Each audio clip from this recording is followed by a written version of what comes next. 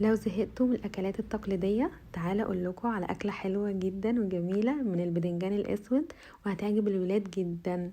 هنجيب البدنجان الاسود اللي هو بيكون طويل شويه وهنغسله ونشيل الحته اللي فوق ونقشره من القشره السوداء كلها، وهنقطعه شرايح تكون متوسطه السمك بالشكل ده، وبعدين هنحطه في طبق ونرش عليه رشه ملح ونقلبه في الملح لحد ما ينزل، نسيبه بقى شويه ربع ساعه تقريبا لحد ما ينزل الميه.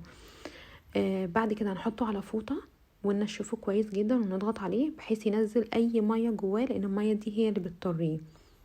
بعد كده هنجيب كوباية نشا وهنحط فيها حلقات البدنجان بتاعتنا ونقلبها بالشكل ده لحد ما يتغلف بالنشا من كل الاتجاهات، وهنفضه عشان ينزل اي زيادة نشا معايا. احنا عايزين يبقى عليه طبقة نشا خفيفة قوي بالشكل ده. هعمل بقية الكمية، واللي هيتفضل معايا من نشا هحط عليهم معلقتين كبار دقيق، وعليهم رشة ملح ورشة فلفل اسود ورشة بابريكا ورشة جنزبيل، وهنقلب المكونات بتاعتنا. احنا عايزين بس نتبله، يعني البدنجان يكون طعمه متبل وحلو، وهنحط شوية مية ونبدأ نقلب الخليط بتاعنا. عايزين الخليط يكون سايل، هنضيف مية شوية بشوية لحد ما الخليط بتاعنا يكون القوام بتاعه سايل زي ما هتشوفوه كمان شوية. اول ما يوصل معانا القوام بالشكل ده، هو ده كده القوام اللي احنا عايزينه، مش هنضيف اي مية تانية. المهم ما يكونش فيه اي تكتلات. هنحط بقى حلقات البدنجان ونقلبها ونصفيها بالشكل ده، ونكون مجهزين عندنا طبق فيه بقسماط، ونغلف الحلقات بتاعتنا كويس بالبقسماط ونضغط عليها بحيث تتغلف كويس جدا، وننفضها برضو بحيث نتخلص من اي زيادة من البقسماط ما يقعش مننا في الزيت. وهنبدأ نقلي حلقات البدنجان في زيت يكون سخن كويس جدا بس على درجة حرارة متوسطة، بحيث البدنجان يستوي وفي نفس الوقت ما يتحرقش مننا، ياخد لون ذهبي خفيف جدا. شايفين شكله عامل ازاي؟ حلو جدا. واحلى حاجة بقى ان هو ما بيشربش زيت.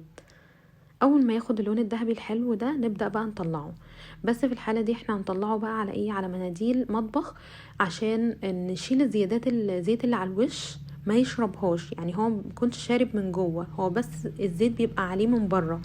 اول ما بطلعه يا دوبك بقلبه الناحية التانية، بخلي المنديل يشرب بس الزيت اللي على الوش واطلعه على طول. عايزة كمان بقى اسمعكم صوت القرمشة. اسمعوا بقى القرمشة خطيرة جدا، مش شارب زيت ومقرمش وحلو قوي. هنبدأ بقى نطلعه ونقدمه مع اي صوصات انتوا بتحبوها، ممكن مع المايونيز او الكاتشب، او كمان بعمل معاه صوص الباربيكيو بيبقى حلو قوي معاه. هعمله واصوره لكم ونزله الفيديو الجاي ان شاء الله. نبدأ بقى ناكله كده بالصوص حلو قوي، والقرمشه بتاعته خطيره وخفيف جدا ومش شارب زيت.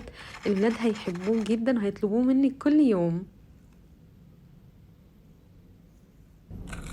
سامعين بقى قرمشته خطيرة جدا. وبكده تكون وصفتنا النهاردة خلصت، يا رب تكون عجبتكم. اشوفكم في وصفة تانية ان شاء الله، ومع السلامة.